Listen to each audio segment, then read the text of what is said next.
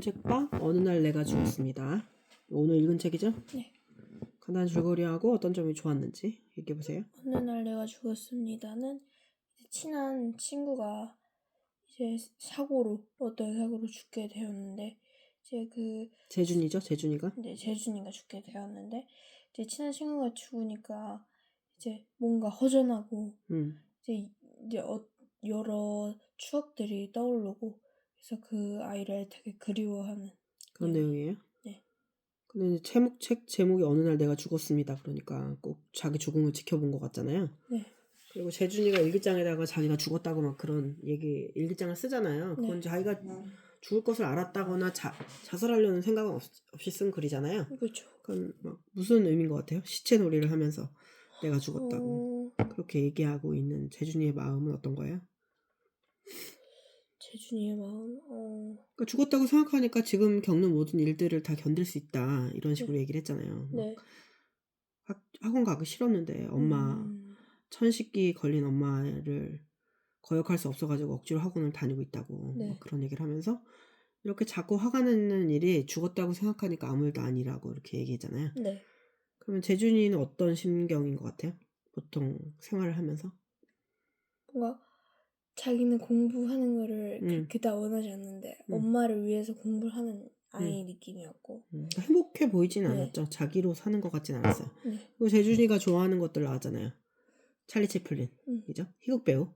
그래서 찰리 채플린이 키가 되게 작고 엄마가 배우였거든요. 근데 엄마가 아프셔가지고 그래서 정신병으로 자살을 하셨나? 그래요, 엄마가. 그러니까 그런 아픈 엄마를 가까이서 보면서 엄마를 많이 웃겨주고 싶었겠죠? 찰리 채플린도. 그러면서 찰리 채플린이 누군가를 울게 하는 것보다는 웃게 하는 게 너무 감동적인 일이라고 그쵸. 이렇게 얘기하고 얘도 되게 작아서 친구가 별로 없었잖아요. 맞아요. 그 얘 유미에 대해서 얘기해 주세요. 유미는 이제 전학을 왔는데 이제 자기가 귀를 뚫어가지고 이제 그걸 선생님이 딱 본 거예요. 그러니까 선생님이 너 그렇게 귀 뚫으니까 귀 그렇게 뚫냐 막 뭐라 한 거예요. 그래서 그래놓고 너 나중에 커서 약간 뭐라 그러죠? 약간 술집? 술집 여자 될 수 있다 이런 얘기를 하니까 그러니까 뭔가 화가 나는 거예요. 되게 유미가 화가 나가지고 선생님도 기거를 했는데 그럼 술집 여자냐 이런 식으로 얘기를 해서 당돌하네. 학교에서 네. 찍힌 앤데 그래서 아무도 자기한테 말을 안 걸어줬는데 재준이가 처음으로 말을 걸어줘요. 근데 뭐 그런 말을 한다고 뭐 아무도 말을 안 걸 정도는 아닌데 얘가 좀 사회성이 없는 애인가요? 좀 없는 것 같아요. 아니면 좀 너무 머리에 있는 얘기를 다 하잖아요. 그리고 그쵸. 얘가 이제 전학 오고 나서 분위기가 좀 다른 학교에 왔잖아요. 그렇죠. 되게 어떻게 보면 공부 열심히 하는 학교. 얘는 공부에 별로 관심이 없고 꾸미는 데 관심 있고 잘 노는 남자애들 보면은 멋있다고 생각하고 거기에 많이 집중을 하잖아요. 그렇죠. 근데 이런 애하고 재준이하고 어떻게 친구가 될 수 있을까요? 재준이는 겁 많고 소심하고 남의 욕망에 맞춰서 사는 애인데. 그러니까 오히려 서로가 반대니까 더 끌리지 않았을까.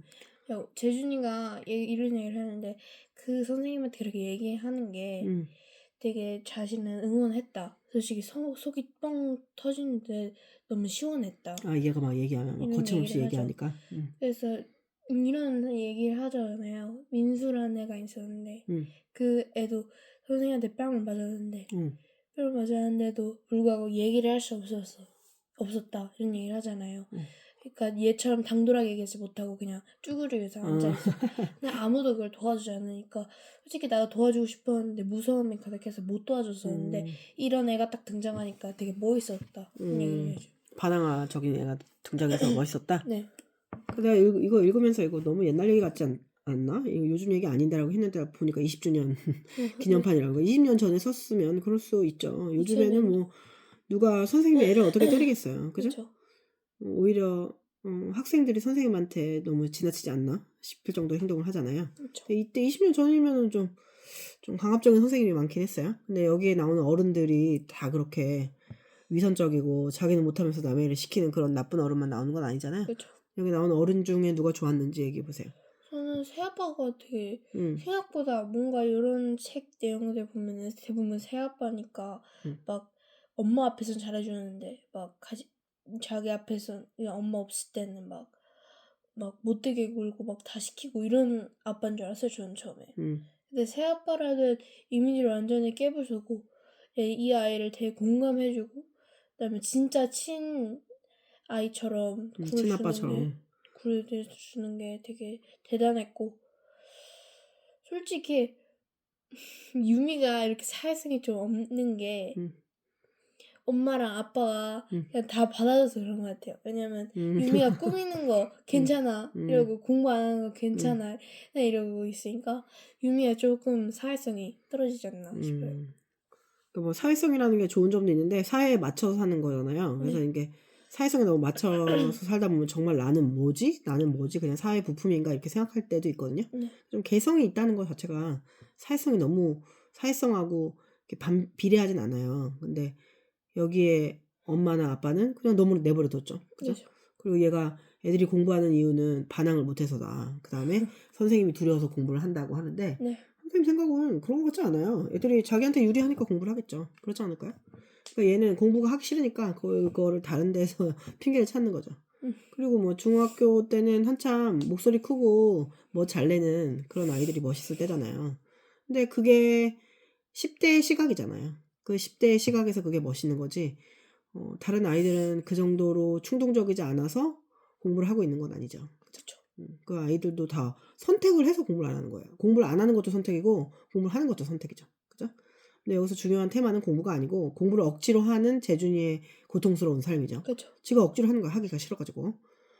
고양이는 쥐를 잡을 때 가장 행복하다. 이런 얘기를 재준이가 일기장에 쓰던데 그러니까 자기는 아닌 것 같아요. 자기가 하고 싶은 일이 아닌데 근데 그게 무섭게 소리 지르고 화내는 엄마라면 반항해 볼 텐데 아픈 엄마니까 엄마가 감옥 갔다고 그런 말을 쓰잖아요. 그러니까 그 일기장을 유미가 보면서 엄마가 보면 가슴 아프겠다고. 맞아요. 그리고 소희라는 여자애를 좋아하는데 그러니까 세상에 사랑하는 엄사라는 여자가 2명 있는데 3명이 있는데 1명은 엄마인데 엄마는 자기가 아닌 모습으로 살라고 자꾸 얘기하고 소희도 얘처럼 작은 모범생 같은 스타일인데 공부 잘하지 못하는 모범생은 좋아하지 않고 멋있고 공부 잘하고 똘똘한 사람을 원하잖아요. 소희도. 그러니까 소희한테 멋있게 보이려고 오토바이를 타다가 불의의 사고를 당하게 된 거죠. 그러니까 그쵸. 얘는 유미 빼고는 자기 모습을 보일 수 있는 사람이 아무도 없었던 것 같아요. 엄마도 아니고 그 다음에 소희도 아니고.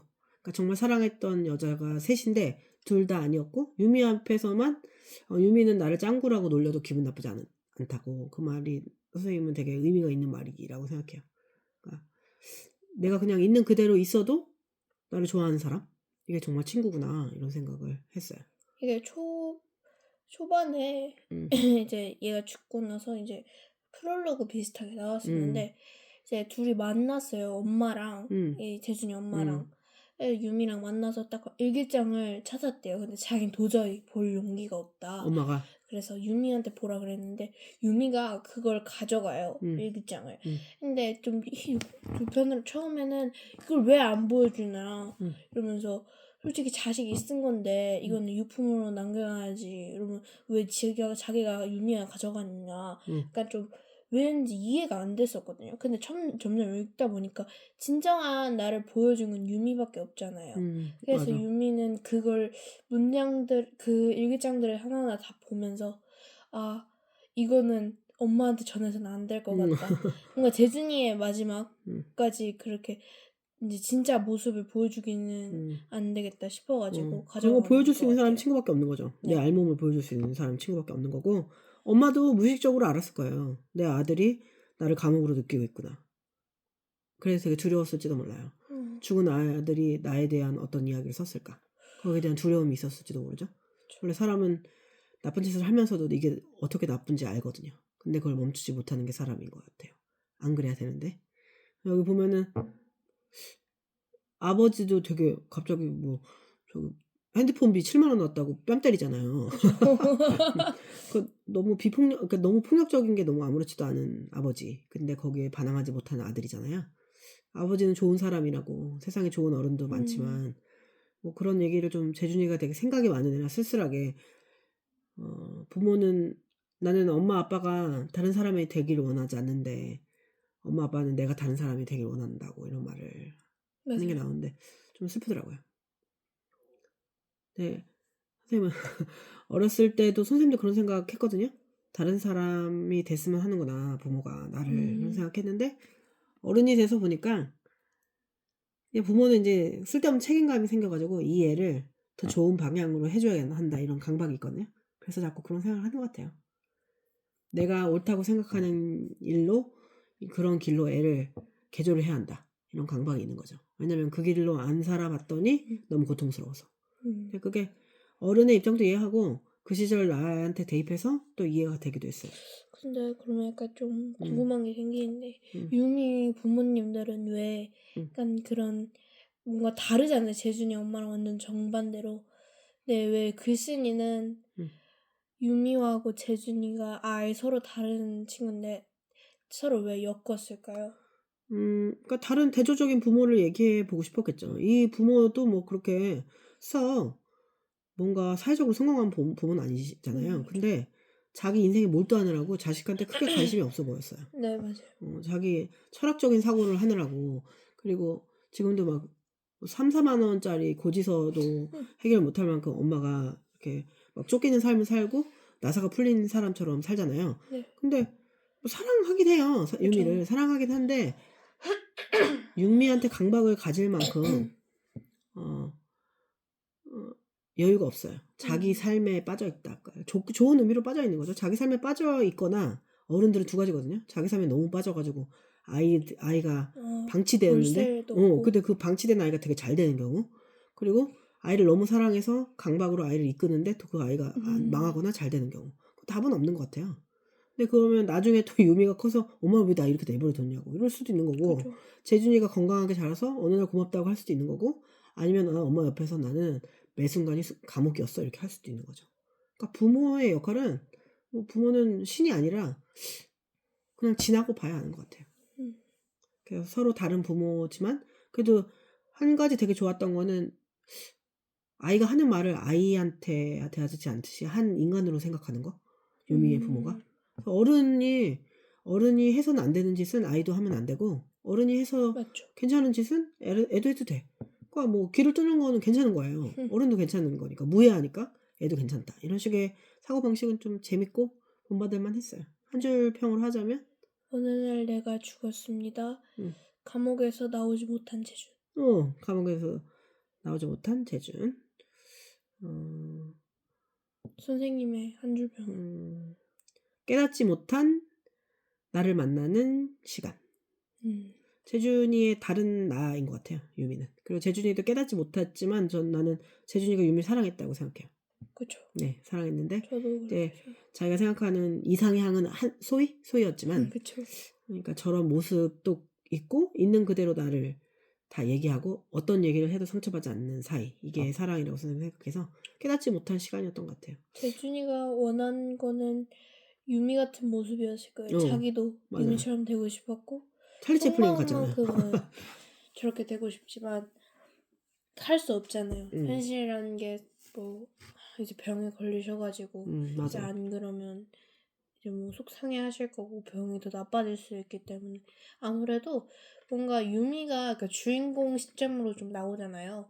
근데 제가 보기엔 재준의 또 하나의 또 1인이 제3자가 유미인 것 같아요.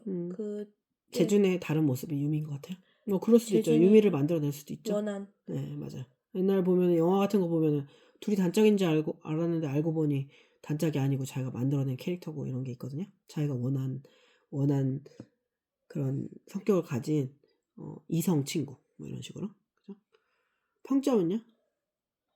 저는 5점 만점에 4.5점. 선생님도 5점 만점에 4점이었고 이게 선생님 많이 공감이 되는데 요즘 아이들이 공감을 그렇게 크게 많이 할까? 아이들은 엄청나게 자유롭잖아요. 요즘 애들은. 그래서 뭔가 투쟁해야 될 필요가 없어요. 너무 자유로워서 그 자유로움 속에 불안한 아이들한테 얼마나 공감이 될까 싶어서 4점이에요. 선생님한테는 재밌었어요. 뭔가 얘기가 처음 초반 때는 이해 안 되는 게 몇 개 있었는데 아까도 말했듯이 왜 그걸 가져갔냐. 뭔가 사소한 것들 좀 이해가 안 되는데 저 후반으로 갈수록 점점 그걸 좀 풀어서 얘기를 해 줘서 되게 이해도 잘 됐고 뭔가 그 시절에 만약에 내가 재준이었다면 어떤 행동을 했을까? 정말 유미를 그냥 속마음에만 넣어 놓고 있었을까? 아니면 유미를 바깥으로 꺼냈을까? 하는 생각이 들고 만약에 재준이 살아서 이제 엄마 말대로 그냥 감옥에 살아서 이제 컨 다음에 이제 성공을 했지만 그때도 미련이 남지 않을까 미련은 싶어요. 남겠죠. 뭘 하나를 얻으면은 하나를 포기하는 거예요. 그래서 둘 다 얻을 수는 없어요. 그래서 지금 생각해 보니까 재준이네 부모님하고 유민의 부모님하고 완전 반대잖아요. 그죠. 그리고 동생도 있잖아요. 네. 그러니까 재준이가 만들어낸 캐릭터도 있을 수도 있을 것 같아요. 친구가 아니라. 맞네. 너무 비슷하고 근처에 살고 그런 것들? 그런 걸 보면서 되게 엄마가 긍정적이고 뭐 이런 것들. 되게 비유. 네, 그런 것 같아요. 너무 비슷한 게 많네요. 성별이나 이런 걸 좀 바뀐 거 빼고.